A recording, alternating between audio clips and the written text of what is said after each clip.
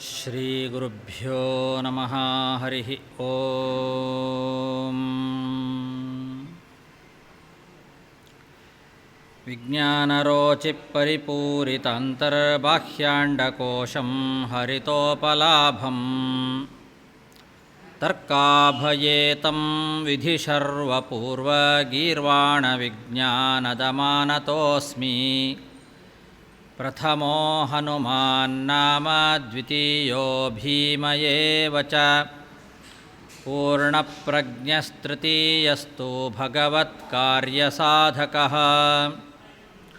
ಬುದ್ಧಿರ್ಬಲಂ ಯಶೋಧೈರ್ಯಂ ನಿರ್ಭಯತ್ವಂ ಅರೋಗತಾ.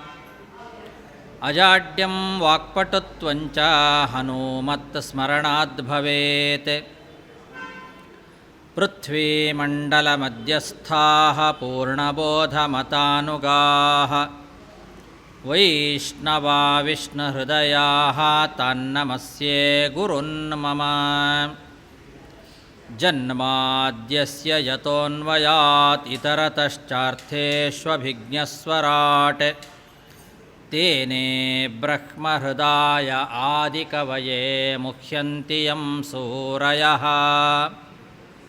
ತೇಜೋ ವಾರಿಮೃದಾಂ ಯಥಾ ವಿನಿಮಯೋ ಯತ್ರ ತ್ರಿಸರ್ಗೋ ಮೃಷಾ. ಧಾಮ್ನಾ ಸ್ವೇನ ಸದಾ ನಿರಸ್ತಕುಹಕಂ ಸತ್ಯಂ ಪರಂ ಧೀಮಹಿ. ಸೃಷ್ಟಿಸ್ಥಿತ್ಯಪ್ಯೇಹಾ ನಿಯತಿದೃಶಿತಮೋ ಬಂಧಮೋಕ್ಷಾಶ್ಚ ಯಸ್ಮಾತ್. ಅಸ್ಯ ಶ್ರೀ ಬ್ರಹ್ಮರುದ್ರಪ್ರಭೃತಿಸುರನರದ್ವೀಷಶತ್ರುತ್ಮಕಸ್ಯ ವಿಷ್ಣೋರ್ವ್ಯಸ್ತಾಃ ಸಮಸ್ತಾಃ ಸಕಲಗುಣನಿಧಿಃ ಸರ್ವದೋಷವ್ಯಪೇತಃ. ಪೂರ್ಣಾನಂದೋ ವ್ಯಯೋ ಯೋ ಗುರುರಪಿ ಪರಮಃ ಚಿಂತಯೇತಂ ಮಹಾಂತಂ.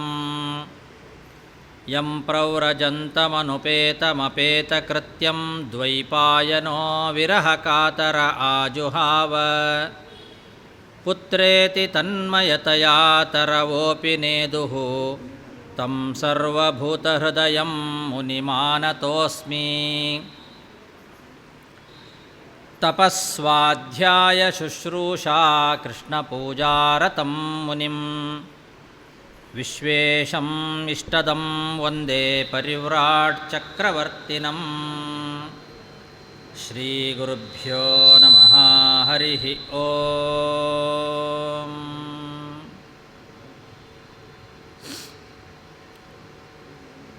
ಶ್ರೀಮದ್ಭಾಗವತ ಸಾಕ್ಷಾತ್ ಭಗವಂತ ವೇದವ್ಯಾಸ ರೂಪದಿಂದ ಸಜ್ಜನರ ಅನುಗ್ರಹಕ್ಕೋಸ್ಕರ ಮಾಡಿರ್ತಕ್ಕಂತಹ ಅತ್ಯುತ್ತಮವಾಗಿರ್ತಕ್ಕಂತಹ ಗ್ರಂಥ ಭಾಗವತ. ಈ ಭಾಗವತದ ಕಥಾಶ್ರವಣ ಕಲಿಯುಗದಲ್ಲಿ ವಿಶೇಷ ಫಲವನ್ನು ತಂದುಕೊಡ್ತಕ್ಕಂಥದ್ದು ಅಂತ ಅದರ ಬಗ್ಗೆ ಬೇರೆ ಬೇರೆ ಪುರಾಣಗಳು ಕೂಡ, ಪದ್ಮಪುರಾಣ, ಸ್ಕಂದ ಪುರಾಣ ಮೊದಲಾದ ಪುರಾಣಗಳಲ್ಲಿ ಭಾಗವತ ಮಹಾಪುರಾಣದ ಬಗ್ಗೆ ಪ್ರಶಂಸೆಯ ಮಾತುಗಳೆಲ್ಲ ಬಂದಿದ್ದಾವೆ. ಅಂತಹ ಉತ್ತಮವಾದ ಪುರಾಣ ಸ್ವತಃ ಶ್ರೀಕೃಷ್ಣ ಪರಮಾತ್ಮ ಕಲಿಯುಗದಲ್ಲಿ ಭಾಗವತದ ರೂಪದಲ್ಲಿ ನಾನು ಕಲಿಯುಗದಲ್ಲಿ ಒಂದು ರೂಪದಿಂದ ಇರ್ತೇನೆ ಅಂತ ಹೇಳಿದ್ದಾನೆ. ಆದ್ದರಿಂದ ಎಲ್ಲಿ ಶ್ರೀಮದ್ ಭಾಗವತ ಕಥಾ ನಡೀತದೋ ಅಲ್ಲಿ ಸ್ವತಃ ಭಗವಂತನೇ ಅಲ್ಲಿ ನೆಲೆಸಿರ್ತಾನೆ. ಅಂತಹ ಉತ್ತಮವಾದ ಗ್ರಂಥ. ಅದರಲ್ಲಿ 18,000 ಶ್ಲೋಕಗಳಿದ್ದಾವೆ. 18,000 ಶ್ಲೋಕಗಳನ್ನು ಕೂಡ ಪೂರ್ಣವಾಗಿ ನಮಗೆ ಚಿಂತನೆ ಮಾಡಲಿಕ್ಕೆ ಆಗದೇ ಇದ್ದರೂ ಕೂಡ ಒಂದೆರಡು ಶ್ಲೋಕಗಳನ್ನು ಚಿಂತನೆ ಮಾಡಿದರೂ ಸಾಕು, ಭಗವಂತನ ಅನುಗ್ರಹ ಸಿಗ್ತದೆ. ಅಂತಹ ಶ್ಲೋಕಂ ಶ್ಲೋಕಾರ್ಧಪಾದಂ ವಾ ನಿತ್ಯಂ ಭಾಗವತಂ ಪಠೇತ್ ಅಂತ ಹೇಳುತ್ತದೆ ಪದ್ಮಪುರಾಣ. ಒಂದು ಶ್ಲೋಕವಾದರೂ ಅಥವಾ ಅರ್ಧ ಶ್ಲೋಕ ಅಥವಾ ಕಾಲು ಭಾಗ ಶ್ಲೋಕವನ್ನಾದರೂ ಪ್ರತಿ ದಿವಸ ಭಾಗವತವನ್ನು ಓದಬೇಕು ಅಂತ ಶಾಸ್ತ್ರ ಹೇಳ್ತದೆ. ಅಂತಹ ಶ್ರೀಮದ್ ಭಾಗವತ ಗ್ರಂಥದ ಯಥಾ ಶಕ್ತಿ ನಾವು ಇವತ್ತಿನಿಂದ 7 ದಿವಸಗಳ ಕಾಲ ಚಿಂತನೆಯನ್ನು ನಡೆಸಬೇಕು ಅಂತ ಸಂಕಲ್ಪ ಮಾಡಿದ್ದೇವೆ. ಭಾಗವತದ ಪ್ರಾರಂಭದಲ್ಲಿ ಒಂದು ಮಂಗಳಾಚರಣೆಯನ್ನು ಮಾಡಿದ್ದಾರೆ ವೇದವ್ಯಾಸದೇವರು. ಯಾವುದೇ ಒಂದು ಗ್ರಂಥವನ್ನು ಆರಂಭ ಮಾಡಬೇಕಾದರೆ ಮೊದಲು ಮಂಗಳಾಚರಣೆಯನ್ನು ಮಾಡಬೇಕು ಅಂತ ಶಾಸ್ತ್ರ ಹೇಳುತ್ತದೆ.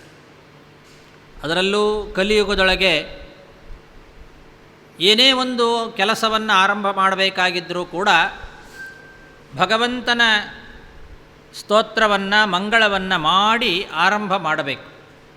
ಯಾಕೆ ಅಂದರೆ ಶ್ರೇಯಾಂಸಿ ಬಹುವಿಘ್ನಾನಿ ಸಂಭವಂತಿ ಕಲೌ ಯುಗೆ ಅಂತ ಒಂದು ಒಳ್ಳೆಯ ಕೆಲಸವನ್ನು ಮಾಡಬೇಕು ಅಂತ ಹೊರಟ್ರೆ ಈ ಕಲಿಯುಗದೊಳಗೆ ವಿಘ್ನಗಳೇ ಜಾಸ್ತಿ ಬರ್ತದೆ, ತೊಂದರೆಗಳು ಬರ್ತದೆ. ಒಳ್ಳೆಯ ಕೆಲಸವನ್ನು ಮಾಡಲಿಕ್ಕೆ ಆ ಕಲಿ ಬಿಡೋದಿಲ್ಲ, ತೊಂದರೆ ಮಾಡ್ತಾನೆ, ವಿಘ್ನಗಳನ್ನು ತಂದು ಕೊಡ್ತಾನೆ. ಹಾಗಾಗಿ ನಾವು ಅಂದುಕೊಂಡಿರ್ತಕ್ಕಂತಹ ಒಂದು ಕೆಲಸ ನಿರ್ವಿಘ್ನವಾಗಿ ನಡೀಬೇಕು ಅಂತಾದರೆ ಆರಂಭ ಮಾಡೋದಕ್ಕಿಂತ ಮೊದಲು ದೇವರ ಪ್ರಾರ್ಥನೆಯನ್ನು ಭಕ್ತಿ ಶ್ರದ್ಧೆಯಿಂದ ಮಾಡಬೇಕು. ಆ ಭಗವಂತನಲ್ಲಿ ಪ್ರಾರ್ಥನೆಯನ್ನು ಸಲ್ಲಿಸಿ ಮಂಗಳವನ್ನು ಆರಂಭ ಮಾಡಿದರೆ ನಿರ್ವಿಘ್ನವಾಗಿ ನಡೀತದೆ. ಅದಕ್ಕೆ ಗ್ರಂಥಾರಂಭದಲ್ಲಿ ಎಲ್ಲ ಕಡೆಯಲ್ಲೂ ಒಂದು ಮಂಗಳವನ್ನು ಮಾಡಿದ್ದನ್ನು ನಾವು ನೋಡ್ತೇವೆ. ಭಾಗವತದ ಆರಂಭದಲ್ಲಿಯೂ ಕೂಡ ವೇದವ್ಯಾಸದೇವರು ಒಂದು ಮಂಗಳವನ್ನು ಮಾಡಿದ್ದಾರೆ. ಜನ್ಮಾದ್ಯಸ್ಯ ಯತೋನ್ವಯಾತ್ ಇತರತಶ್ಚಾರ್ಥೇಷ್ವಭಿಜ್ಞಸ್ವರಾಟ್ ಅಂತ ಪ್ರಾರಂಭ ಆಗ್ತದೆ. ಒಂದು ನಮಗೆ ಪ್ರಶ್ನೆ ಬರ್ತದೆ, ಈ ಗ್ರಂಥವನ್ನು ಮಾಡಿದವರು ಸಾಕ್ಷಾತ್ ವೇದವ್ಯಾಸದೇವರು. ವೇದವ್ಯಾಸದೇವರು ಭಗವಂತನ ಅವತಾರ. ಭಗವಂತನಿಗೆ ಯಾವ ವಿಘ್ನಗಳೂ ಇಲ್ಲ. ಅವನಿಗೆ ಮಂಗಳಾಚರಣೆ ಮಾಡೋ ಅವಶ್ಯಕತೆ ಏನಿತ್ತು ಅಂತ ಒಂದು ಪ್ರಶ್ನೆ ಬರ್ತದೆ. ನಾವಾದರೆ ಏನಾದರೂ ಒಂದು ಕೆಲಸ ಮಾಡಬೇಕು ಅಂತಾದರೆ ಮಂಗಲವನ್ನು ಮಾಡಿ ದೇವರ ಪ್ರಾರ್ಥನೆಯನ್ನು ಮಾಡಬೇಕು, ನಿಜ.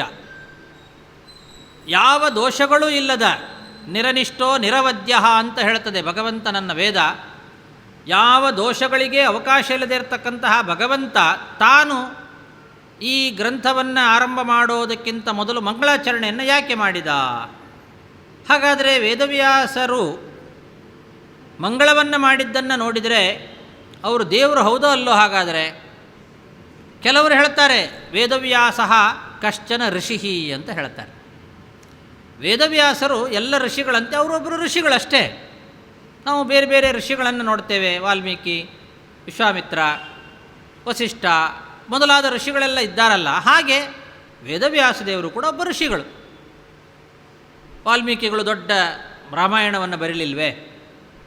ಭಾರಿ ದೊಡ್ಡ ವಿಸ್ತಾರವಾದ ಕಾವ್ಯ. ಹಾಗೆ ವೇದವ್ಯಾಸರು ಕೂಡ ಅನೇಕ ಪುರಾಣಗಳನ್ನು ರಚನೆ ಮಾಡಿದ್ದಾರೆ. ಅವರು ಒಬ್ಬರು ಕವಿಗಳು, ಅವರು ಒಬ್ಬರು ಋಷಿ ಅಂತ ಇಷ್ಟೇ ಹೇಳ್ತಕ್ಕಂತಹ ದೊಡ್ಡ ದೊಡ್ಡ ವೈದಿಕ ಮತಾಚಾರ್ಯರು ಅಂತ ಕರೆಸ್ಕೊಂಡವರು ಕೂಡ ಹಾಗೆ ಹೇಳ್ತಾರೆ. ಹಾಗಾದರೆ ಹೌದಾ? ಭಗವಂತನಲ್ವಾ? ಭಗವಂತ ಅಂತಾದರೆ ಮಂಗಳಾಚರಣೆ ಯಾಕೆ ಮಾಡ್ತಿದ್ರು ಅಂತ ಒಂದು ಪ್ರಶ್ನೆ ಬಂದರೆ ಮಧ್ವಾಚಾರ್ಯರು ಅದಕ್ಕೆ ಉತ್ತರವನ್ನು ಕೊಡ್ತಾರೆ. ವೇದವ್ಯಾಸದೇವರು ಒಂದು ವೇಳೆ ಮಂಗಳವನ್ನು ಮಾಡಲಿಲ್ಲ ಅಂತಾಗಿದ್ದರೆ ಅವರಿಗೇನೂ ತೊಂದರೆ ಇಲ್ಲ, ಭಗವಂತನಿಗೇನು ನಷ್ಟ ಇಲ್ಲ. ಆ ಭಗವಂತ ಮಂಗಳವನ್ನು ಮಾಡದೆ ಹಾಗೆ ಗ್ರಂಥವನ್ನು ಆರಂಭ ಮಾಡಿದರೂ ವಿಘ್ನ ಏನು ಬರೋದಿಲ್ಲ. ಆದರೆ ನಾಳೆ ಮುಂದೆ ಬರುವ ಜನ ವೇದವ್ಯಾಸದೇವರೇ ಮಂಗಳಾಚರಣೆಯನ್ನು ಮಾಡಿಲ್ಲ, ಹಾಗೆ ಗ್ರಂಥವನ್ನು ಆರಂಭ ಮಾಡಿದ್ದಾರೆ, ಆದ್ದರಿಂದ ನಾವು ಹಾಗೆ ಮಾಡಬಹುದು ಅನ್ನೋ ತಪ್ಪು ಕಲ್ಪನೆ ಜನರಿಗೆ ಬರಬಾರ್ದು. ಯಾಕೆಂದರೆ ಭಗವದ್ಗೀತೆಯಲ್ಲಿ ಕೃಷ್ಣ ಹೇಳ್ತಾನೆ, ಯದ್ಯದಾಚರತಿ ಶ್ರೇಷ್ಠ ತತ್ತದೇವೇತರೋ ಜನಃ. ಜನ ಏನು ಮಾಡ್ತಾರೆ ಅಂದರೆ, ಮತ್ತೊಬ್ಬರನ್ನು ನೋಡಿ ದೊಡ್ಡವರು ಶ್ರೇಷ್ಠರು ಅಂತ ಕರೆಸ್ಕೊಂಡಿರ್ತಕ್ಕಂಥ ವ್ಯಕ್ತಿಗಳು ಏನು ಮಾಡಿದ್ದಾರೆ ಅನ್ನೋದನ್ನು ನೋಡಿ ಅದೇ ರೀತಿ ತಾವೂ ಕೂಡ ಅನುಸರಣೆ ಮಾಡ್ತಾರೆ. ಹಾಗಾಗಿ ಸ್ವತಃ ಕೃಷ್ಣ ಪರಮಾತ್ಮನೂ ಕೂಡ ವೇದವ್ಯಾಸದೇವರನ್ನು ದೇವರು ಅಂತ ಒಪ್ಪದೇ ಇರೋರು ಕೂಡ ಕೃಷ್ಣನನ್ನು ದೇವರು ಅಂತ ಒಪ್ತಾರೆ. ಅಂತಹ ಕೃಷ್ಣನೂ ಕೂಡ ಬೆಳಿಗ್ಗೆ ಬೇಗ ಎದ್ದು 4:15 ಗಂಟೆಗೆ ಸ್ನಾನ ಮಾಡಿ ಸಂಧ್ಯಾ ವಂದನೆ ದೇವರ ಪೂಜೆ ಮಾಡ್ತಾ ಇದ್ದಂತೆ. ಭಾಗವತವೇ ವರ್ಣನೆ ಮಾಡ್ತದೆ.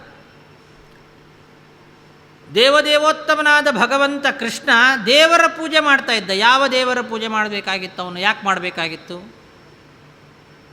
ಅವನು ಮಾಡುವಾಗ ಅವನು ಹೇಳ್ತಾನೆ, ನಾನೇ ಆಚರಣೆ ಮಾಡಲಿಲ್ಲ ಅಂತಾದರೆ ನಾಳೆ ಮುಂದೆ ಬರುವ ಜನ ಕೃಷ್ಣನೇ ಮಾಡಲಿಲ್ಲ, ನಾವ್ಯಾಕೆ ಮಾಡಬೇಕು ಅಂತ ಹೇಳಿ ಬಿಡಬಾರದು. ಮರ್ತ್ಯಾವತಾರಸ್ತ್ವಿಹ ಮರ್ತ್ಯ ಶಿಕ್ಷಣಂ ಅಂತ ಮಧ್ವಾಚಾರ್ಯ ಅದನ್ನು ಬರೀತಾರೆ. ಭಗವಂತ ಮನುಷ್ಯನಾಗಿ ಅವತಾರ ಮಾಡಿ ಮನುಷ್ಯರಂತೆ ನಟನೆ ಮಾಡ್ತಾನೆ. ಯಾಕೆ? ಮರ್ತ್ಯ ಶಿಕ್ಷಣಂ, ಮನುಷ್ಯರಿಗೆ ಶಿಕ್ಷಣವನ್ನು ಕೊಡಲಿಕ್ಕೋಸ್ಕರ ಹಾಗೆ ಮಾಡ್ತಾನೆ. ಹಾಗಾಗಿ ವೇದವ್ಯಾಸದೇವರು ಕೂಡ ಗ್ರಂಥಾರಂಭ ಮಾಡುವಾಗ ಮಂಗಳಾಚರಣೆಯನ್ನು ಮಾಡಿದರು. ಯಾಕೆ? ಶಿಷ್ಯರಿಗೆ ಶಿಕ್ಷಣವನ್ನು ಕೊಡಲಿಕ್ಕೆ. ನಾಳೆ ಬರುವ ಶಿಷ್ಯರು ನಮ್ಮ ಗುರುಗಳು ಮಾಡಿದ್ದಾರೆ ಗ್ರಂಥಾರಂಭದಲ್ಲಿ ಮಂಗಳಾಚರಣೆಯನ್ನು, ಹಾಗಾಗಿ ನಾವು ಮಾಡಬೇಕು ಅಂತ ಈ ರೀತಿಯಾದ ಶಿಕ್ಷಣವನ್ನು ಕೊಡಲಿಕ್ಕೋಸ್ಕರ ಭಗವಂತನೂ ಕೂಡ ಮಂಗಳವನ್ನು ಆಚರಣೆ ಮಾಡಿದ್ದಾನೆ. ಸರ್ವೋತ್ತಮನಾದ ಭಗವಂತನ ಸ್ತೋತ್ರ ರೂಪದಲ್ಲಿ ಇದೆ ಮಂಗಳ. ಭಗವಂತನನ್ನು ಸತ್ಯಂ ಪರಂ ಧೀಮಹಿ ಅಂತ ಸ್ತೋತ್ರ ಮಾಡ್ತಾರೆ. ಸತ್ಯಂ ಪರಂ ಧೀಮಹಿ, ಪರಂ ಅಂದರೆ ಸರ್ವೋತ್ತಮನಾಗಿರ್ತಕ್ಕಂತಹ, ಸತ್ಯಂ ಅಂದರೆ ಜ್ಞಾನ ಆನಂದ ಸ್ವರೂಪಿಯಾದ ಭಗವಂತನನ್ನು ಧೀಮಹಿ ಧ್ಯಾನ ಮಾಡ್ತೇನೆ ಅಂತ ಇದು ಮಂಗಳ. ಭಾಗವತದ ಮಂಗಳ ಸತ್ಯಂ ಪರಂ ಧೀಮಹಿ.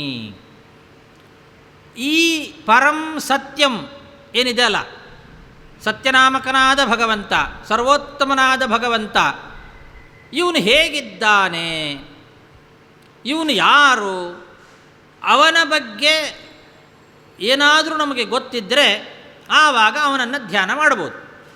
ಧ್ಯಾನ ಮಾಡಬೇಕು ಅಂತಾದರೆ ಆ ಧ್ಯಾನ ಮಾಡುವ ವಸ್ತುವಿನ ತಿಳುವಳಿಕೆ ನಮಗಿರಬೇಕು.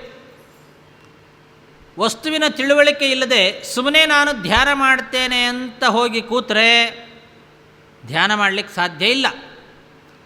ಈಗ ಬೇಕಾದಷ್ಟು ನಾವು ಧ್ಯಾನ ಕೇಂದ್ರಗಳು ಅಂತ ನೋಡ್ತೇವೆ. ಸುಮ್ಮನೆ ಬರ್ತಾರೆ ಜನ, ಪಾಪ ಅವರಿಗೆ ಮನೆಯಲ್ಲೇನೋ ಟೆನ್ಷನ್ನು,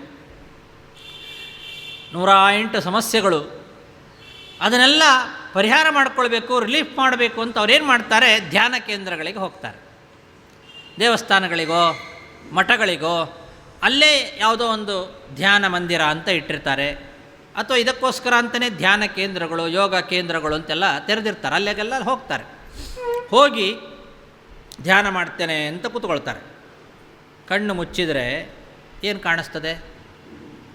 ಒಳಗೆ ಜ್ಞಾನ ಇಲ್ಲದೆ ಧ್ಯಾನ ಮಾಡ್ತೇನೆ ಅಂತ ಕೂತ್ರೆ ನೀವು ಕಣ್ಣು ಮುಚ್ಚಿದರೆ ನಿಮಗೆ ಕಾಣಿಸೋದೇನು? ನೀವು ಮನೆಯಲ್ಲಿ ಯಾವ ರೀತಿಯಾದ ಸಮಸ್ಯೆಗಳನ್ನು ಎದುರಿಸಿರ್ತೀರೋ, ನಿಮಗೇನೇನು ಕಷ್ಟಗಳು ತೊಂದರೆಗಳು ಬಂದಿರ್ತಾವೋ ಅದೇ ಕಣ್ಣು ಮುಚ್ಚಿದರೆ ಮತ್ತು ಅದೇ ಬರೋದೇ ನಿಮಗೆ. ಅದನ್ನು ಹೇಗೆ ಪರಿಹಾರ ಮಾಡ್ಕೊಳ್ಬೇಕು? ಯಾವ ರೀತಿ ಕಷ್ಟ ಬಂತು ನನಗೆ, ಯಾರಿಂದ ಬಂತು, ಇದಕ್ಕೆ ನಾನೇನು ಪ್ರತಿಯಾಗಿ, ಈ ವಿಚಾರಗಳೇ ಬರುತ್ತೆ ಹೊರತು ಅದಕ್ಕೆ ಧ್ಯಾನ ಅಂತ ಕರೆಯೋದಿಲ್ಲ. ಮತ್ತು ಅದನ್ನು ನೀವು ಮಂತ್ರಾಲೋಚನೆ ಮಾಡ್ತಾ ಇರ್ತೀರಿ ಅಷ್ಟೇ, ಅದರಿಂದ ಇನ್ನೂ ಸಮಸ್ಯೆಗಳು ಜಾಸ್ತಿ ಆಗ್ತಾ ಹೋಗ್ತದೆ. ಇದು ನಿಜವಾದ ಧ್ಯಾನ ಅಲ್ಲ.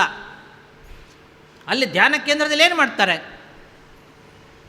ಜ್ಞಾನವನ್ನೇನು ಹೇಳಿಕೊಡೋದಿಲ್ಲ ಅಲ್ಲಿ. ಅದಕ್ಕೆ ಸತ್ಯಂ ಪರಂ ಧೀಮಹಿ ಅಂತಂದಾಗ ವೇದವ್ಯಾಸದೇವರು ಆ ಸತ್ಯ ಪರ ಅಂದರೆ ಯಾರು ಅಂತ ತೋರಿಸಿಕೊಟ್ರು. ಮೊದಲು ತಿಳ್ಕೊಳ್ರಿ. ಜ್ಞಾನವನ್ನು ಪಡೆದುಕೊಂಡ್ರೆ ನಿಮಗೆ ಧ್ಯಾನ ಮಾಡಲಿಕ್ಕಾಗ್ತದೆ, ಇಲ್ಲದಿದ್ದರೆ ಧ್ಯಾನ ಮಾಡಲಿಕ್ಕಾಗೋದಿಲ್ಲ.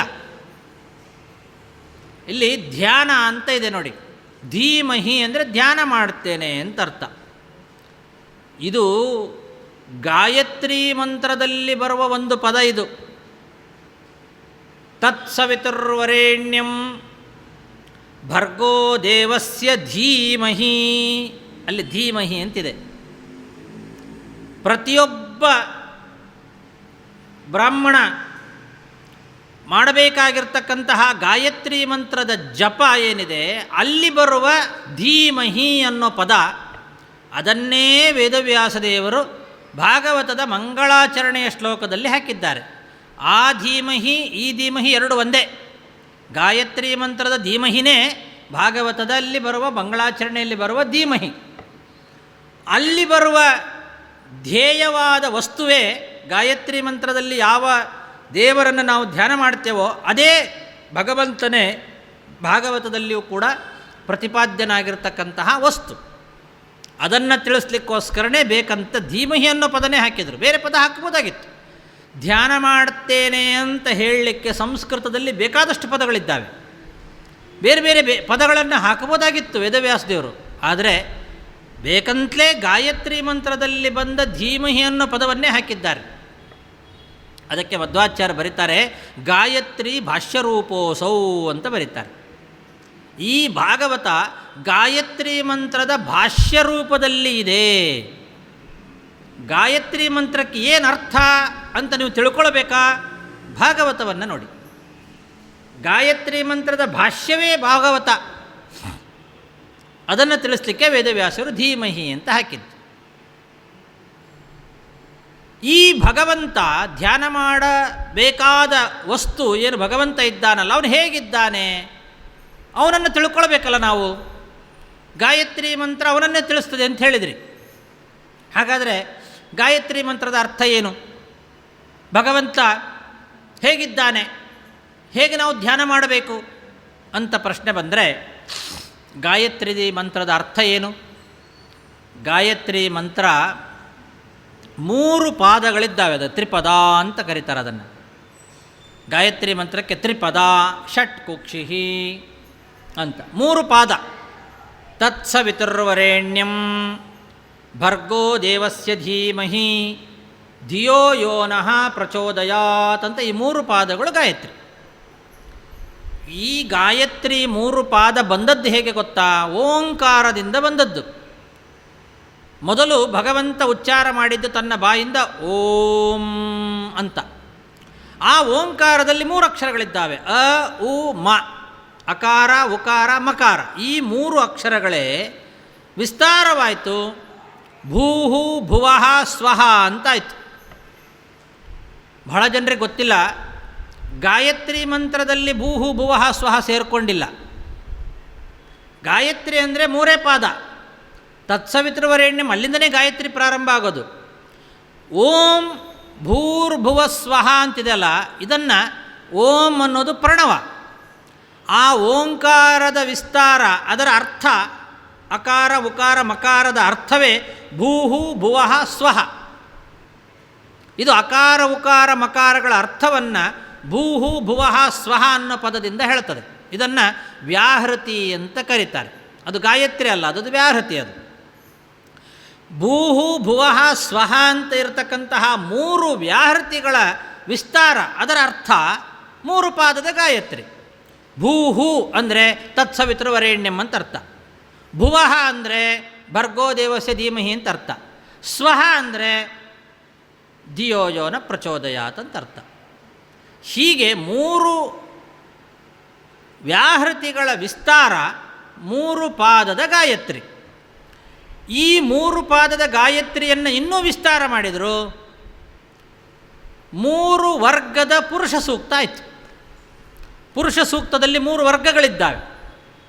ಸಹಸ್ರ ಶೀರ್ಷ ಪುರುಷ ಅಂತ ಪ್ರಾರಂಭ ಮಾಡಿ, ಯಜ್ಞೇನ ಯಜ್ಞಮಯಜಂತ ದೇವಾಸ್ತಾನಿ ಧರ್ಮಾಣಿ ಪ್ರಥಮಾನ್ಯಾಸನ್ ತೇ ಹನಾಕಂ ಮಹಿಮಾನ ಸಚಂತ ಯತ್ರ ಪೂರ್ವೇ ಸಾಧ್ಯಾ ಸಂತಿ ದೇವಾಹ ಅನ್ನೋಲ್ಲಿವರೆಗೆ 3 ಪಾದಗಳು, 3 ವರ್ಗಗಳು ಅಂತ ಕರೀತಾರೆ ಅದನ್ನು. ಈ 3 ವರ್ಗಗಳು 3 ಪಾದದ ಗಾಯತ್ರಿಯ ವಿಸ್ತಾರ. 3 ವರ್ಗಗಳಿರೋದು ಪುರುಷ ಸೂಕ್ತದಲ್ಲಿ. ಈ 3 ವರ್ಗಗಳ ಪುರುಷ ಸೂಕ್ತ ಏನು ಹೇಳುತ್ತದೋ ಅದನ್ನೇ ಎಲ್ಲ ವೇದಗಳು ಹೇಳ್ತಾ ಇದ್ದಾವೆ. ಎಲ್ಲ ವೇದಗಳು ಕೂಡ ಮೂರು ವರ್ಗದ ಪುರುಷ ಸೂಕ್ತದ ವಿಸ್ತಾರ. ಅದಕ್ಕೆ ಮೂರು ವೇದಗಳು ಅಂತ ಕರೆಯೋದು. ವೇದಕ್ಕೆ ತ್ರಯೀ ಅಂತ ಹೆಸರು. ತ್ರಯೀ ಅಂತ ಕರೀತಾರೆ ವೇದಕ್ಕೆ. ಯಾಕೆಂದರೆ ಮೂರು ವೇದಗಳು, ಋಗ್ವೇದ, ಯಜುರ್ವೇದ, ಸಾಮವೇದ ಅಂತ. ಅಥರ್ವಣ ವೇದ ಅಂತ ಇನ್ನೊಂದಿದೆ ಅಲ್ಲ, ನಾಲ್ಕನೇದ್ದು. ಅಂದರೆ ಆ್ಯಕ್ಚುಲಿ ವೇದಗಳು ಮೂರೇ, ಋಗ್ಯಜು ಸಾಮ ಅಂತಲೇ ಮೂರೇ ವೇದಗಳು. ಅಥರ್ವಣ ಎಂಬ ಮುನಿ ಈ ಮೂರು ವೇದಗಳಲ್ಲಿ ಬರ್ತಕ್ಕಂತಹ ಮಂತ್ರಗಳನ್ನೇ ಮತ್ತೆ ಅವುಗಳ ಸಂಗ್ರಹ ಮಾಡಿರ್ತಕ್ಕಂಥ ಮತ್ತೊಂದು ವೇದ ಅಥರ್ವಣ ವೇದ ಅಂತ. ಪ್ರಧಾನವಾಗಿ ನಾವು ವೇದಗಳನ್ನು ಮೂರು ಅಂತಲೇ ಹೇಳೋದು, ತ್ರಯಿ ಅಂತಲೇ ಹೆಸರು ಅದಕ್ಕೆ.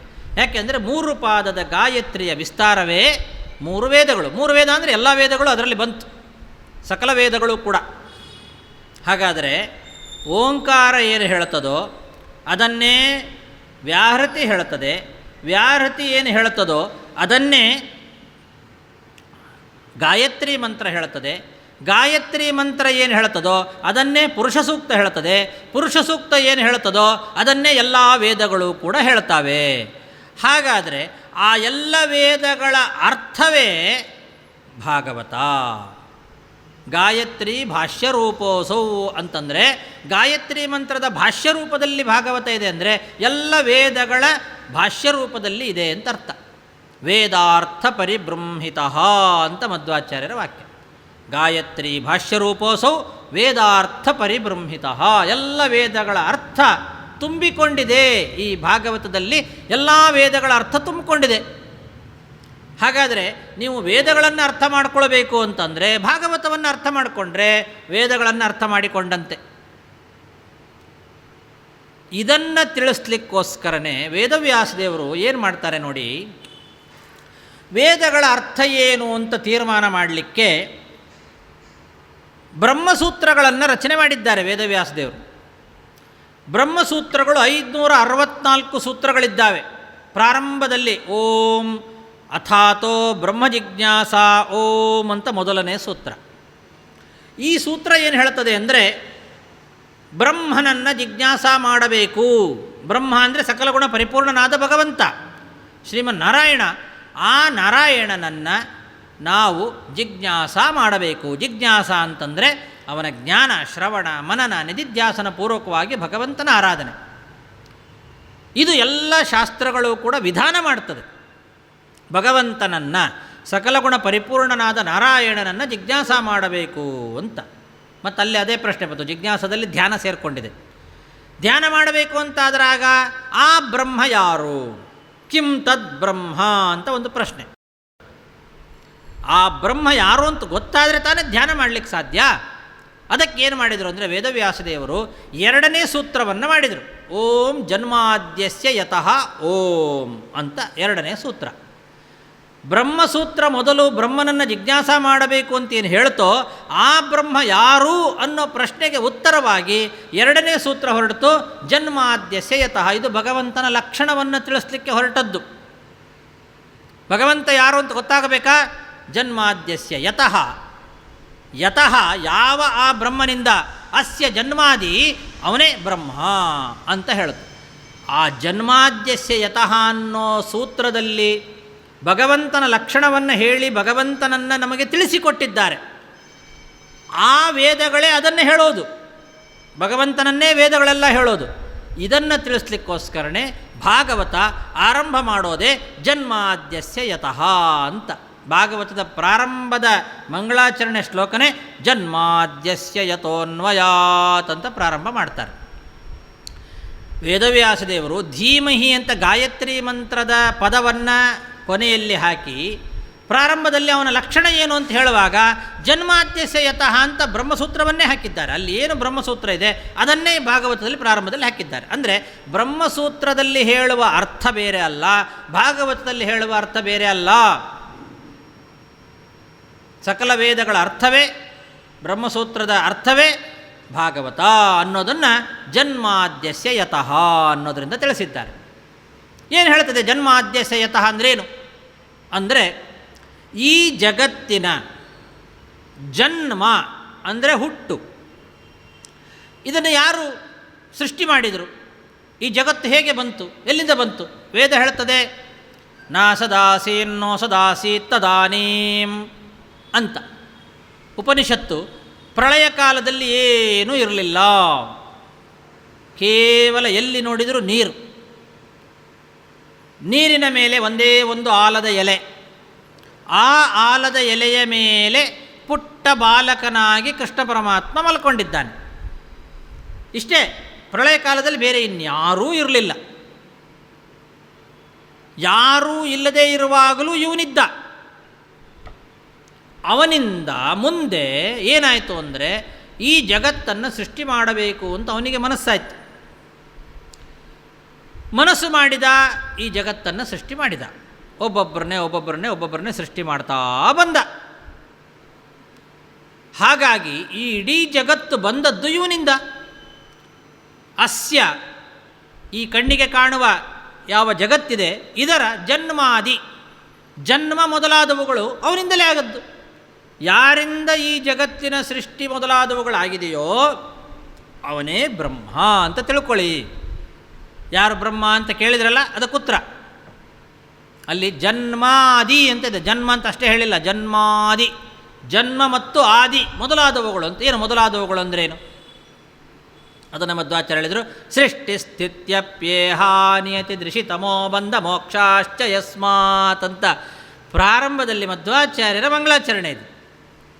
ಜನ್ಮಾದ್ಯಸ್ಯ ಯತಃ ಅಂತ ವೇದವ್ಯಾಸದೇವರು ಮಂಗಳಾಚರಣೆ ಮಾಡಿದರೆ, ಆ ಮಂಗಳಾಚರಣೆಗೆ ಮಧ್ವಾಚಾರ್ಯ ಮಂಗಳಾಚರಣೆ ಮಾಡಿದರು. ಭಾಗವತಕ್ಕೆ ಭಾಷ್ಯವನ್ನು ಬರೆಯುವಾಗ, ತಾತ್ಪರ್ಯವನ್ನು ಬರೆಯುವಾಗ ಸೃಷ್ಟಿ ಸ್ಥಿತ್ಯಪ್ಯೇಹಾನಿಯತಿ ದೃಶಿತಮೋ ಬಂಧ ಮೋಕ್ಷಾಶ್ಚ ಯಸ್ಮಾತ್, ಯಸ್ಮಾತ್ ಅಂದರು, ಯತಃ ಅಂದರು ಒಂದೇ.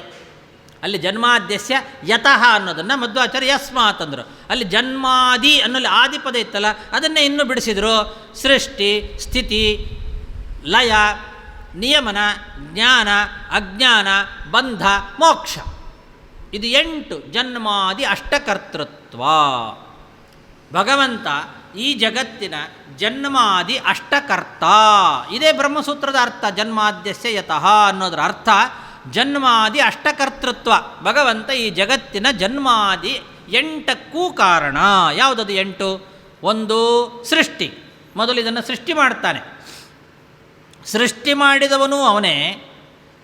ಆಮೇಲೆ ಇದನ್ನೆಲ್ಲ ನಾಶ ಮಾಡ್ತಾನೆ. ಕೊನೆಗೆ ಪ್ರಳಯ ಕಾಲ ಬಂತು ಅಂತಾದರೆ ಈ ಇಡೀ ಜಗತ್ತನ್ನು ನುಂಗಿಬಿಡ್ತಾನೆ. ಈ ಜಗತ್ತಿನ ಸಂಹಾರವನ್ನು ಅವನೇ ಮಾಡ್ತಾ ಇದ್ದಾನೆ.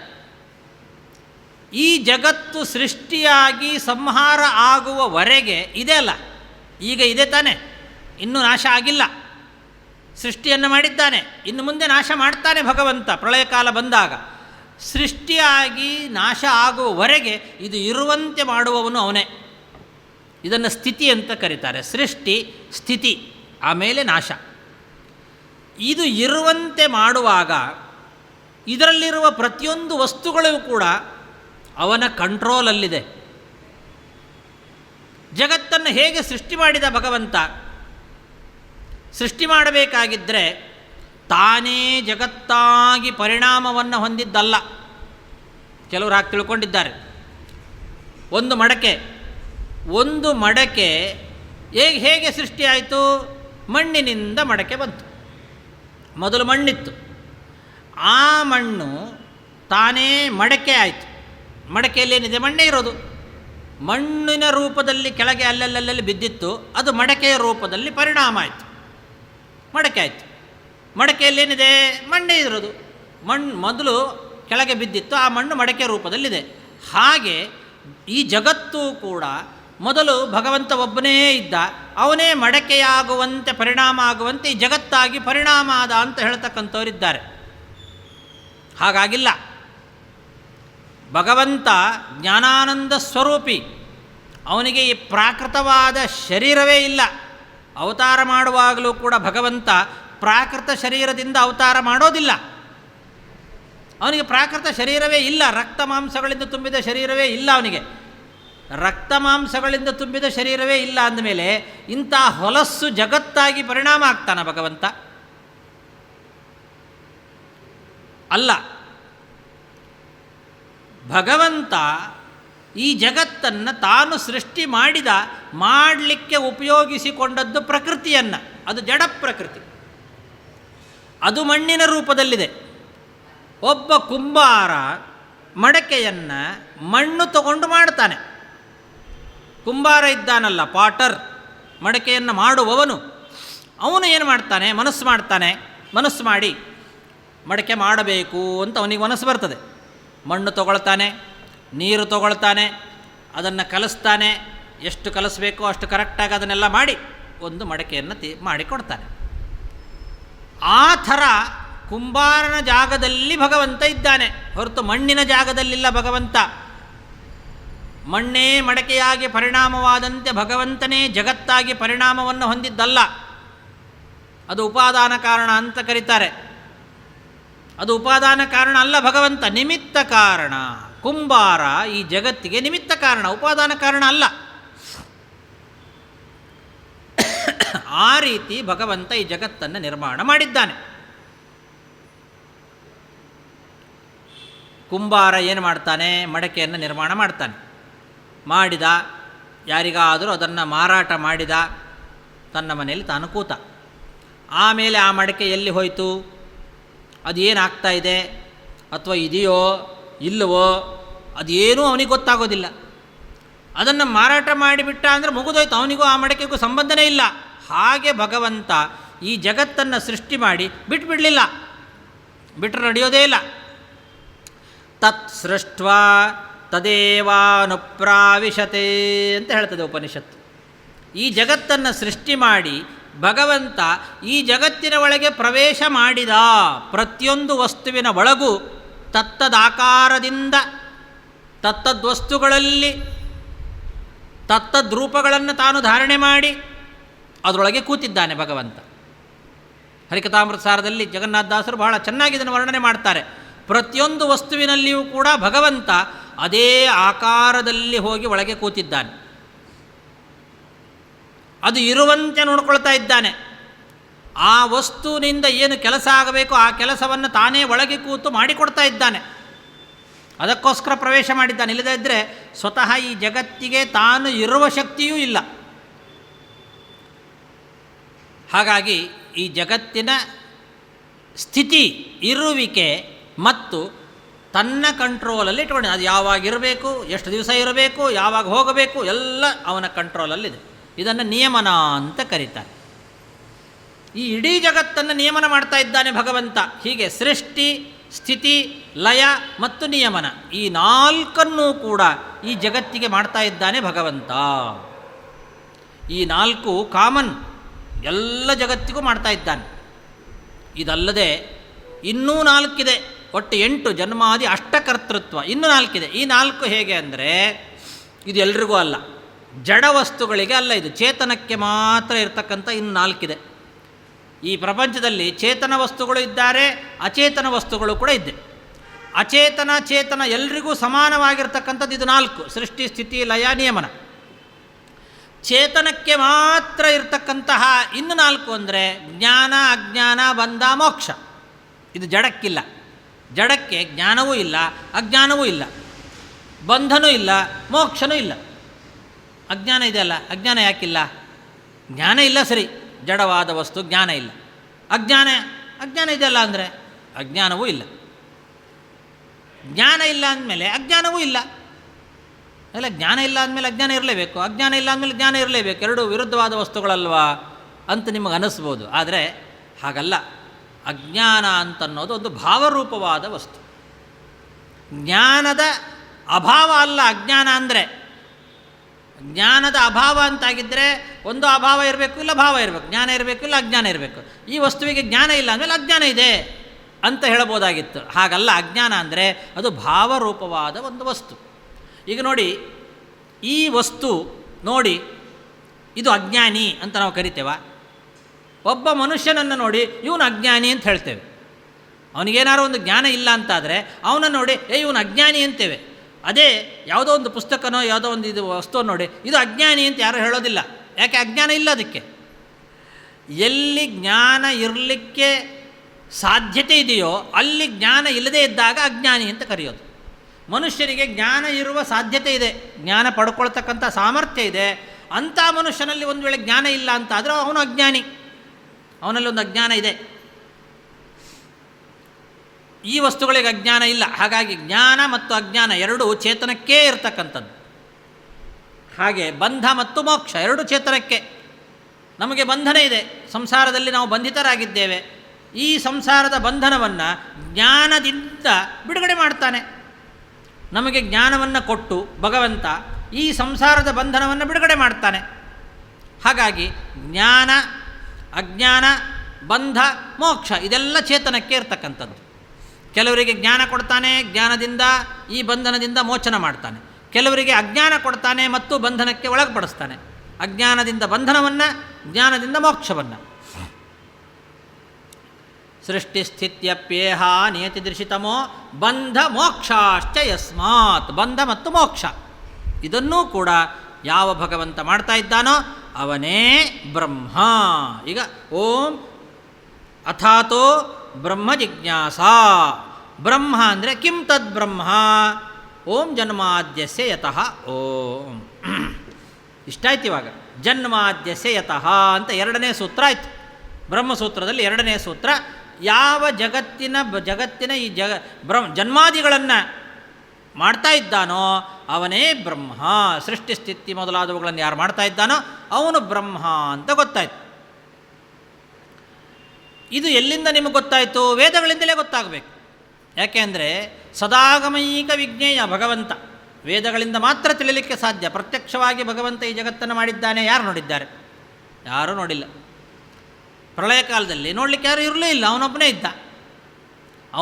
ಇದ್ದ. ಈ ಜಗತ್ತನ್ನು ಅವನು ಸೃಷ್ಟಿ ಮಾಡಿದ ಅಂತ ನೋಡಿ ಹೇಳೋರು ಯಾರು? ಆ ಕಾಲದಲ್ಲೂ ಇದ್ದದ್ದು ವೇದ ಮಾತ್ರ, ಅನಾದಿ ನಿತ್ಯವಾದದ್ದು ವೇದ.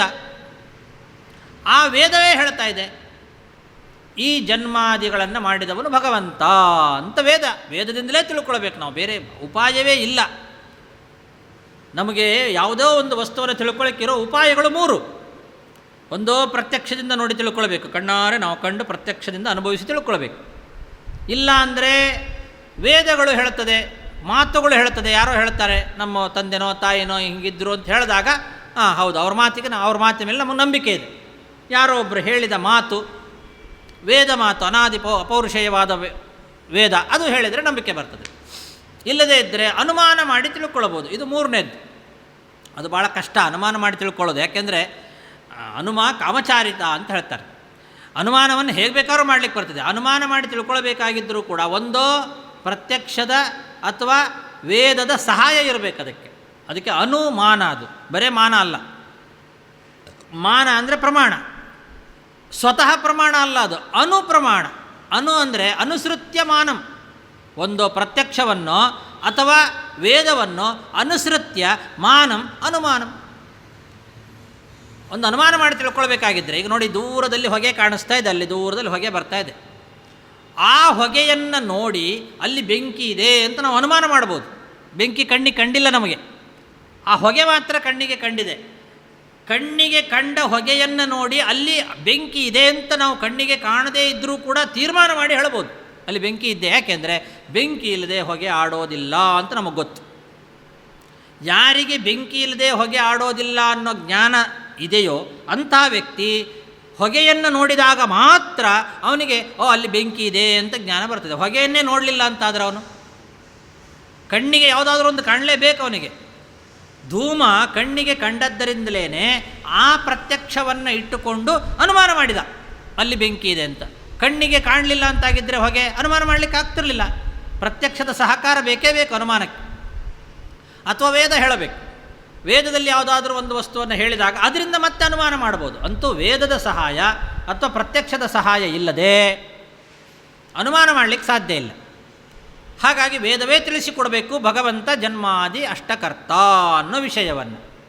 ವೇದದಲ್ಲಿ ಬೇಕಾದಷ್ಟು ವಾಕ್ಯಗಳು ಭಗವಂತ ಶ್ರೀಮನ್ನಾರಾಯಣ ಈ ಜಗತ್ತಿನ ಸೃಷ್ಟಿ ಸ್ಥಿತಿ ಮೊದಲಾದವುಗಳನ್ನು ಮಾಡ್ತಾ ಇದ್ದಾನೆ ಅಂತ ಹೇಳ್ತಾ ಇವೆ. ವೇದಗಳನ್ನು ಓದ್ತಾ ಹೋಗ್ರಿ. ನಾರಾಯಣ, ಕೃಷ್ಣ, ವಾಸುದೇವ ಇವನ್ನೆಲ್ಲ ಜಗತ್ತಿನ ಸೃಷ್ಟಿಯಾದಿಗಳನ್ನು ಮಾಡ್ತಾ ಇದ್ದಾನೆ ಅಂತ ಹೇಳ್ತದೆ. ಹಾಗೆ ಸ್ವಲ್ಪ ಮುಂದೆ ಹೋಗಿ ರುದ್ರದೇವರು ಈ ಜಗತ್ತಿನ ಸೃಷ್ಟಿ ಸ್ಥಿತಿ ಮೊದಲಾದವುಗಳನ್ನು ಮಾಡ್ತಾ ಇದ್ದಾರೆ ಅಂತ ಹೇಳ್ತದೆ ವೇದ. ರುದ್ರ ಸೂಕ್ತ ಅಂತ ಒಂದು ಸೂಕ್ತ ಇದೆ, ವೇದದಲ್ಲೇ ಇದೆ. ಯಾವ ವೇದ ಭಗವಂತ ನಾರಾಯಣ ಜಗತ್ತಿನ ಜನ್ಮಾಧಿಕರ್ತ ಅಂತ ಹೇಳ್ತದೋ ಅದೇ ವೇದದಲ್ಲಿ ರುದ್ರದೇವರು ಜಗತ್ತಿನ ಜನ್ಮಾಧಿಕರ್ತ ಅಂತ ಹೇಳ್ತದೆ. ರುದ್ರದೇವರಿಂದಲೇ ಈ ಜಗತ್ತು ಸೃಷ್ಟಿಯಾಯಿತು ಅಂತ ಹೇಳ್ತದೆ. ರುದ್ರದೇವರೇ ಈ ಜಗತ್ತನ್ನು ಸಂಹಾರ ಮಾಡ್ತಾರೆ, ಅವರಿಂದಲೇ ಈ ಜಗತ್ತು ನಡೀತಾ ಇದೆ ಅಂತ ವೇದವೇ ಹೇಳ್ತಾ ಇದೆ, ಋಗ್ವೇದ ಮಂತ್ರವೇ ಹೇಳ್ತಾ ಇದೆ. ಬೇಡ, ಋಗ್ವೇದ ಪ್ರಾರಂಭ ಆಗೋದೇ ಅಗ್ನಿಮೀಳೆ ಪುರೋಹಿತಂ ಯಜ್ಞಸ್ಯ ದೇವ ಮೃತ್ಯುಜಂ ಅಂತ. ಅಗ್ನಿ ಸೂಕ್ತ ಹೇಳ್ತದೆ, ಅಗ್ನಿ ಈ ಜಗತ್ತನ್ನು ಸೃಷ್ಟಿ ಮಾಡಿದ ಅಂತ ಹೇಳ್ತದೆ. ಅಗ್ನಿಯಿಂದಲೇ ಈ ಜಗತ್ತಿನ ಸೃಷ್ಟಿ ಸ್ಥಿತಿ ಮೊದಲಾದವುಗಳೆಲ್ಲ ನಡೆಯುತ್ತೆ ಅಂತ ವೇದ ಹೇಳ್ತಾ ಇದೆ. ಇನ್ನೊಂದು ಕಡೆಗೆ ವೇದವನ್ನು ನೋಡ್ರಿ, ಅಲ್ಲಿ ಹೇಳ್ತಾರೆ ವಾಯುದೇವರು ಈ ಜಗತ್ತನ್ನು ಸೃಷ್ಟಿ ಮಾಡಿದರು, ಸ್ಥಿತಿ ಮಾಡಿದರು, ಲಯ ಮಾಡಿದರು ಅಂತ. ಅಲ್ಲಿ ವಾಯು ಜಗಜ್ಜನ್ಮಾಧಿಕರ್ತ ಅಂತ ಹೇಳ್ತದೆ. ಒಂದು ಕಡೆಗೆ ಅಗ್ನಿ ಅಂತ ಹೇಳ್ತದೆ, ಒಂದು ಕಡೆಗೆ ರುದ್ರ ಅಂತ ಹೇಳ್ತದೆ, ಒಂದು ಕಡೆಗೆ ವಾಯು ಅಂತ ಹೇಳ್ತದೆ. ವೇದದಿಂದ ನೀವು ಭಗವಂತನನ್ನು ಈ ಜಗತ್ತಿನ ಸೃಷ್ಟಿಯಾದಿ ಕರ್ತೃತ್ವವನ್ನು ತಿಳ್ಕೊಳ್ಬೇಕು ಅಂದರೆ ವೇದ ನಮಗೆ ಈ ಥರ ಕನ್ಫ್ಯೂಷನ್ ಮಾಡಿಟ್ಬಿಡ್ತು. ವೇದವನ್ನೇ ನೋಡಿ ಹೇಳ್ತಾ ಇದ್ದೇವೆ, ರುದ್ರನೋ ವರುಣನೋ ಅಗ್ನಿನೋ ವಾಯುವೋ ನಾರಾಯಣನೋ ಯಾರು ಜಗಜ್ಜನ್ಮಾಧಿಕರ್ತ? ವೇದ ಸರಿಯಾಗಿ ಅರ್ಥ ಆಗಲಿಲ್ಲ ನಮಗೆ. ವೇದ ಹೇಳ್ತಾ ಇದೆ ಅಂತ ನೀವು ತಿಳ್ಕೊಳ್ಳಿಕ್ಕೆ ಹೋದರೆ ವೇದನೇ ನಮಗೆ ಕನ್ಫ್ಯೂಷನ್ ಮಾಡ್ತಾ ಇದೆ. ಏನು ಮಾಡೋದು ಅಂತ ಪ್ರಶ್ನೆ ಬಂದಾಗ ಅದಕ್ಕೆ ವೇದವ್ಯಾಸದೇವರು ಏನು ಮಾಡಿದರು? ಓಂ ತತ್ತು ಸಮನ್ವಯಾತ್ ಓಂ ಅಂತ ಸೂತ್ರವನ್ನು ಮಾಡಿದರು. ನೀವು ಶಾಸ್ತ್ರಯೋನಿತ್ವಾತ್ ಅಂತ ಹೇಳಿದ ಕೂಡಲೇ ವೇದದನ್ನು ಹೇಗೆ ಅರ್ಥ ಮಾಡ್ಕೊಳ್ಬೇಕು ಅನ್ನೋದನ್ನು ನಾನು ತಿಳಿಸ್ಕೊಡ್ತೇನೆ ನೋಡಿ ಅಂದರು. ತತ್ತು ಸಮನ್ವಯಾತ್, ವೇದಗಳನ್ನು ನೀವು ಸರಿಯಾಗಿ ಅನ್ವಯ ಮಾಡಿಕೊಂಡು ಅರ್ಥ ಮಾಡ್ಕೊಳ್ಬೇಕು. ಸುಮ್ಮನೆ ಒಂದು ಕಡೆ ವೇದ ಓದುವಾಗ ಅದನ್ನು ಮಾತ್ರ ಓದಿ ಮುಂದೆ ಇನ್ನೊಂದು ವೇದ ಓದುವಾಗ ಇದನ್ನು ಮರ್ತು ಬಿಡೋದು ಮಾಡಬಾರ್ದು. ಅಗ್ನಿ ಸೂಕ್ತ ಓದುವಾಗ ಅಗ್ನಿ ಮಾತ್ರ ಆವಾಗ ನೆನಪಿತ್ತು, ಮುಗಿದೋಯ್ತು. ವಾಯು ಸೂಕ್ತ ವಾಯು ಮಾತ್ರ. ಆಮೇಲೆ ರುದ್ರ ಸೂಕ್ತ ಓದಬೇಕಾಗಿದ್ದರೆ ಅಗ್ನಿ ಸೂಕ್ತನೂ ಮರ್ತೋಯ್ತು, ವಾಯು ಸೂಕ್ತನೂ ಮರ್ತೋಯ್ತು, ಬರೇ ರುದ್ರ ಸೂಕ್ತ ಮಾತ್ರ. ಈ ರೀತಿ ವೇದಗಳನ್ನು ಅಧ್ಯಯನ ಮಾಡಿದರೆ ನಿಮಗೆ ಸರಿಯಾಗಿ ಅರ್ಥ ಆಗೋದಿಲ್ಲ. ತತ್ತು ಸಮನ್ವಯಾತ್, ಅನ್ವಯ ಮಾಡಿ ಅರ್ಥ ಮಾಡ್ಕೊಳ್ಳಿ ಅಂತ ವೇದವ್ಯಾಸದೇವರು ಮತ್ತೊಂದು ಸೂತ್ರವನ್ನು ಮಾಡಿದ್ದಾರೆ. ಅದೇ ಸೂತ್ರವನ್ನೇ ಅಲ್ಲಿ ತತ್ತು ಅನ್ನೋದನ್ನು ಮಾತ್ರ ತೆಗೆದು ಹಾಕಿದರು, ಅನ್ವಯಾತ್ ಅನ್ನೋದನ್ನು ತಗೊಂಡ್ರು. ವೇದವ್ಯಾಸದೇವರು ಜನ್ಮಾದ್ಯಸ್ಯ ಯತೋನ್ವಯಾತ್ ಅಂತ ಹೇಳಿದರು. ಅಲ್ಲಿ ತತ್ತು ಸಮನ್ವಯಾತ್ ಅಂತಲ್ಲಿ ಅನ್ನೋ ಪದದಲ್ಲಿರ್ತಕ್ಕಂತಹ ಅನ್ವಯಾತ್ ಅನ್ನೋದನ್ನು ಇಲ್ಲಿ ಎರಡನೇ ಪದವನ್ನಾಗಿ ಬಳಸಿದರು. ಜನ್ಮಾದ್ಯಸ್ಯ ಯತೋನ್ವಯಾತ್, ಅನ್ವಯ ಮಾಡ್ಕೊಳ್ಳಿ. ಅನ್ವಯ ಮಾಡಿಕೊಂಡು ನೋಡಿದರೆ ಗೊತ್ತಾಗ್ತದೆ ಏನದು ಅನ್ವಯ ಮಾಡ್ಕೊಳ್ಳೋದು, ಹೇಗೆ ಅನ್ವಯ ಮಾಡ್ಕೊಳ್ಳೋದು. ಅನ್ವಯ ಅಂದರೆ ಏನು? ಅನ್ವಯ ಮಾಡ್ಕೊಳ್ಳೋದು ಅಂದರೆ ಏನು? ಅನ್ವಯ ಮಾಡ್ಕೊಳ್ಳೋದು ಅಂದರೆ ನೋಡಿ, ವೇದ ಏನು ಹೇಳ್ತಾ ಇದೆ? ಬ್ರಹ್ಮ ಅಂತ ಹೇಳ್ತಾ ಇದೆ. ಬ್ರಹ್ಮ ಜಗತ್ತಿನ ಜನ್ಮಾಧಿಕರ್ತ. ಬ್ರಹ್ಮ ಅಂದರೆ ಏನು? ಬೃಹಂತೋ ಹಿ ಅಸ್ಮಿನ್ ಗುಣಾಃ ಇತಿ ಬ್ರಹ್ಮ. ಎಲ್ಲ ಗುಣಗಳು ಯಾರಲ್ಲಿ ಇದೆಯೋ ಅವನು ಬ್ರಹ್ಮ. ಅನಂತಾನಂತ ಗುಣ ಪರಿಪೂರ್ಣನಾದವನು ಯಾರೋ ಅವನು ಬ್ರಹ್ಮ. ಅನಂತಾನಂತ ಗುಣ ಪರಿಪೂರ್ಣನಾದವನು ಶ್ರೀಮನ್ನಾರಾಯಣ ಅಂತ ಅನೇಕ ವೇದ ಮಂತ್ರಗಳಲ್ಲಿ ನಾರಾಯಣಾದಿ ಸೂಕ್ತಗಳಲ್ಲಿ ಹೇಳ್ತಾ ಇದ್ದಾರೆ. ಇನ್ನೊಂದು ಕಡೆಗೆ ನೀವೇನು ಮಾಡಿದಿರಿ? ರುದ್ರ ಜಗಜ್ಜನ ಜನ್ಮಾಧಿಕರ್ತ ಅಂತ ನೋಡಿದಿರಲ್ಲ, ಅಲ್ಲಿ ರುದ್ರ ಅಂದರೆ ಯಾರು ನೀವು ತಿಳ್ಕೊಂಡ್ರಿ? ನಿಮಗೆ ರುದ್ರ ಅಂದ ಕೂಡಲೇ ನಿಮ್ಮ ಕಲ್ಪನೆ ಬಂದದ್ದು ಯಾರು? ಪಾರ್ವತೀಪತಿಯಾಗಿರ್ತಕ್ಕಂತಹ ರುದ್ರ. ಪಾರ್ವತೀಪತಿ ಶಂಕರ ಏನಿದ್ದಾನಲ್ಲ ಅವನನ್ನು ನೀವು ರುದ್ರ ಅನ್ನೋ ಶಬ್ದದಿಂದ ನೀವು ತಿಳ್ಕೊಳ್ಳಿ. ನಿಮಗೆ ರುದ್ರ ಅಂದ್ಕೊಳ್ಳಿ ಅದೇ ಕಲ್ಪನೆ ಬರೋದು. ಅದಕ್ಕೆ ನಿಮಗೆ ಕನ್ಫ್ಯೂಷನ್ ಆಗಿತ್ತು. ವೇದ ಹೇಳೋ ರುದ್ರ ಅದು ಅಲ್ಲೇ ಅಲ್ಲ, ಅವನು ಅಲ್ಲೇ ಅಲ್ಲ.